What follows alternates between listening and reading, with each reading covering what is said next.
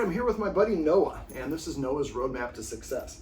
Now, Noah's a great little dog, but he has, I think, a little bit of a confidence issue.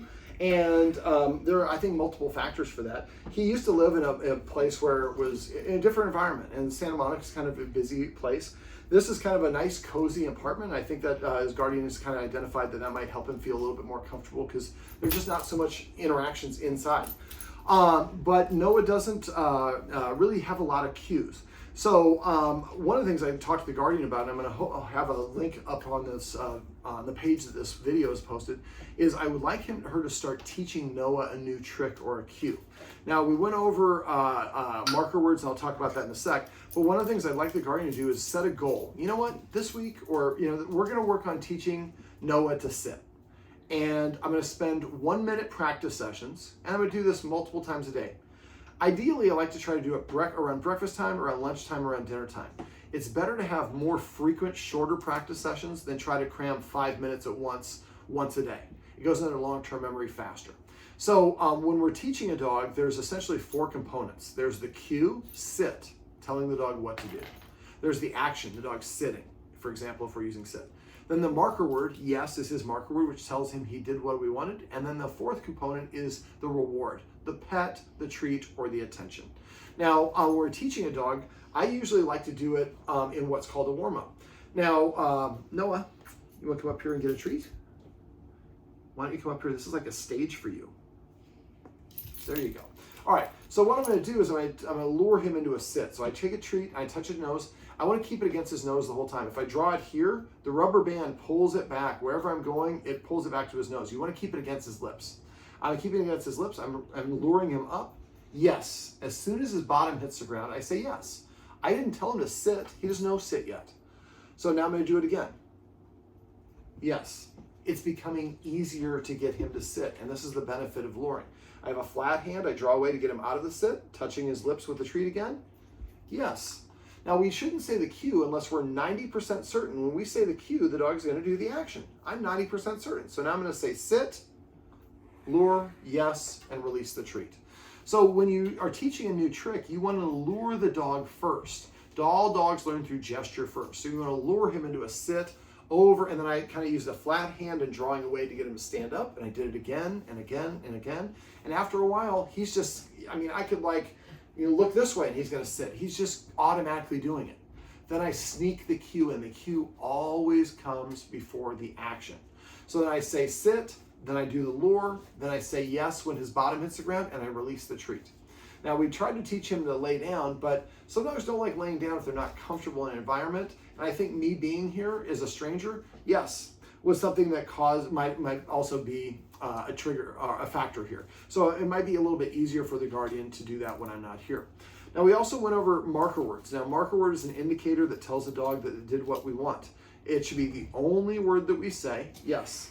And we want to say it in a normal tone of voice and just say it one time only, in conjunction with him doing what it is, or immediately after.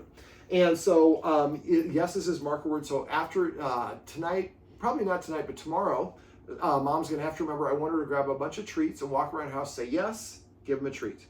Take a couple steps, yes, give him a treat, all over the house, about 12 to 18 treats. I'd like to do it about 3 to 5 times tomorrow, and maybe tomorrow's Saturday, and maybe once or twice on Sunday. You know you're done when you say yes and no is like, what is that? Because now we can clearly communicate to Noah that he has done the thing that we want him to do. This takes away frustration. This provides motivation. Now, one little thing about the marker word, half of how dogs learn, 50%, is not doing the thing we want and not being rewarded. A lot of people, and I think Noah's mom here, loves her dog so much that sometimes she was doing his homework for him. So I'm going to show you for hand targeting. So hand targeting, what we want to do is I want to chop my hand, I leave it frozen, and when he touches his nose, yes, then I put the treat on my hand. Now what Noah's mom was doing, and I don't think she was recognizing how often she was doing this, is she was going like this. And she loves her dog to pieces. But if he doesn't have to do the action, then he's not going to be motivated to do it. And just like us, we learn new skills, we feel confidence about it.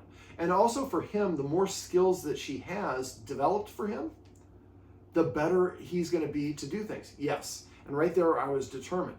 I left my hand there because he was kind of looking that direction. Now, if I chop and he looks away, then I'm going to pull back and chop closer. But normally a chop, he looked away, so I put my hand back up. I'm waiting, and he's going to look in this direction a sec. And again, he's waiting for me. Yes, but I was patient. And then as soon as he touches his on my hand, I said yes, and I put the treat on my frozen hand, and he licks it off. Eventually, if I want to show everybody how handsome Noah is, this is the part where you follow my hand. It's like I'm a Shih Tzu. I kind of do what I want to do. But he's partially doing it, but we didn't practice it a ton. But after you do it enough, you can get him to turn look this way. When I'm teaching this puppy class, I go like, look, it's like you have the force. I go like this, and the dog follows my hand anywhere I go. Well, for meeting new people, since Noah is a little bit gun shy of people, this teaches him to approach somebody's hand and touch their hand and have something good happen. This gives him motivation to want to do it. And this way, when other people in a hand is approaching him, we prefer to have people be passive, but people are going to come up and pet him with a hand. So if he's used to the hand touch means I get a treat, that's going to help him feel more comfortable when that happens. Yes, when people do it. Now, he just sat down. I didn't ask him to sit, but that's something I call celebrating. Celebrating is rewarding the dog when it offers you the desired behavior without you asking for it. If I tell him to sit and he sits and I say yes and pet him, that's great. But for him and for a lot of dogs, rewarding them when they offer the behavior that we don't ask for is a great way to communicate to them, these are things you can do to make me happy or to get attention from me. Most of us accidentally train our dogs to do exactly what we don't want. The guardian mentioned that there was a blanket up here and he likes to scratch at the blanket sometimes when something gets underneath it. And the guardian comes over and says, no, don't do that. Well, so he might stop doing it right there, but he's like, but you know what? I want some attention. What did I do last time? I was scratching over there and she came over running. So I'm gonna go scratch here again. So we accidentally train our dogs to jump, bark, chew, steal things, run away because it gets attention from us. What I want the guardian to start doing instead of being mindful, every time that Noah sits, yes, she's gonna pet him. Every time he lays down, yes. And I can say yes, and I'm gonna give him a treat because for Noah, he's still not fans of having me touch him. And I've been here for 3 hours. And because I'm not touching him, he feels comfortable to be this close to me and sitting down because I have proven to him that I'm not going to do the thing that he doesn't want to do. Now I'd like him to lay down here. I'm trying to lure him, but again, he might not want to lay down just because I'm here. You're somebody I don't know. And so I'm going to have a video up there. I shouldn't have given that treat because he didn't do what I wanted. But I make mistakes too. And so I'm going to put a video on how to teach him to sit, up, down, and stand. Now, I'd like the guardian to practice that and other exercises, like teaching him, like I call this hurricane. So I'm going to see if I can get him to turn around. Oh, I spooked you. Now, I leaned over him a little bit there, and that's something that some dogs don't like because I was talking about body mechanics. Yeah. And so that would be something that he's going to feel more comfortable with his guardian. But you basically will hold the treat against his nose, lure him all the way in a circle, and then when he completes the circle, we say yes, and he gets the treat. Well, we'll give it a treat so everybody can see how handsome you are. And so maybe we're going to teach him to sit. And then once he can say sit and he sits down without having to have a treat, and the video will explain that, then we would teach him to down. And then we teach him to stand. And then maybe we teach him the hurricane. And then we're teaching him bang, you're dead, or go to the beer and grab me a beer. Go to the fridge and grab me a beer. So we'd like to find about 10 different cues that the guardian can teach him. Now, find it is one. Come is another one. Sit is a third one. Hurricane is the fourth one. If you teach to lay down, that's 5. So now he's halfway there. Dogs that know about 10 or more cues achieve a certain level of confidence. It also gives you things that you can do with your dog to distract them. And so I'd like your mom to get in the habit of teaching you some new stuff to build his confidence, but also give her things that she can have him do. Now, I also talked about getting a lick mat. Now, we have an elderly buddy here. Yes! Yes! So he laid down there. I'm celebrating that. Now, he doesn't want me to pet him. I know that he doesn't want to pet him, so I had my treat pouch. I said yes. And the instant he laid down, I said yes and rewarded him. That's celebrating. It's going to be hard for you because you don't have anybody else to tell you. So put some Post-it notes up and get in the habit of doing it. If you get in the habit of doing this, just about every time you pet him, it becomes a micro dog training session that increases his confidence, helps him practice basic obedience, helps him recognize that listening to you is a rewardable thing, And it's also just a fun thing to do. So there's a whole bunch of benefits. And if he knows his mom here is super proud about him when he treats Jessup, he's going to see if she's super proud and happy, she's got a grin that lights up the room. And if he sees that, he's going to be so proud about himself for doing those things that he's going to want to do them again and again. Now you have a dog that sits, lays down, or does all these things. Now, one of the things that he does do is he kind of paws a little bit for attention. Now, is it wrong for a dog to paw attention? No. Is it wrong to pet a dog for no reason? No. But I think in his case, we need to create a little bit more motivation for him.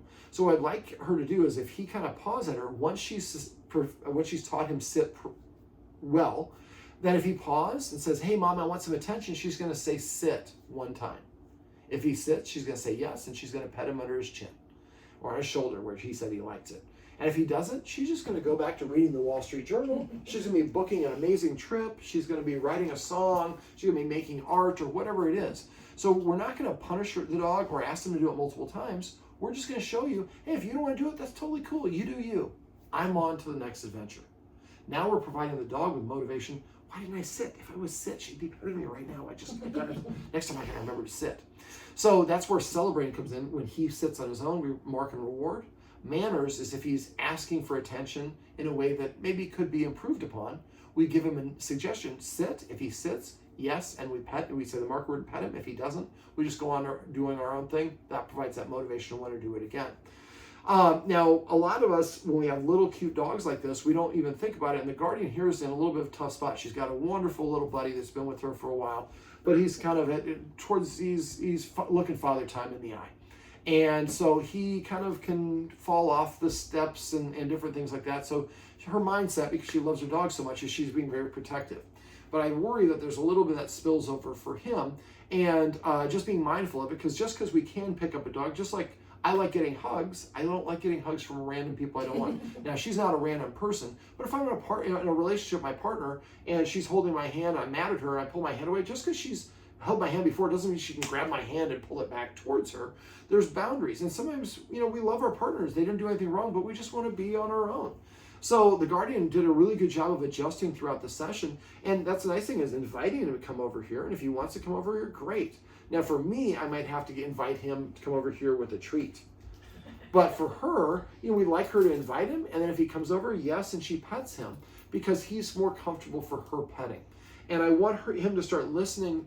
And if I see, yes, if I start recognizing that when I listen to my humans, good things happen, then I can feel more confident in my humans in handling my situations, providing me with a safe environment. And if I feel secure in my partner, then I can feel more relaxed in general.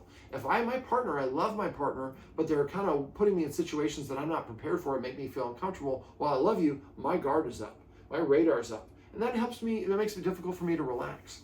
So the guardian, does a good job of, if she sees somebody coming that she knows that he doesn't like, she's walking away from joggers, walking away from skateboarders. And I talked in the video above about we can do the find it away. That'll help you with that as well. But the more that he also sees that she's the one who is, if she asks me to do something, I do it, I get a reward. If I don't, she's cool with it, but I don't get the reward, but I really want that reward.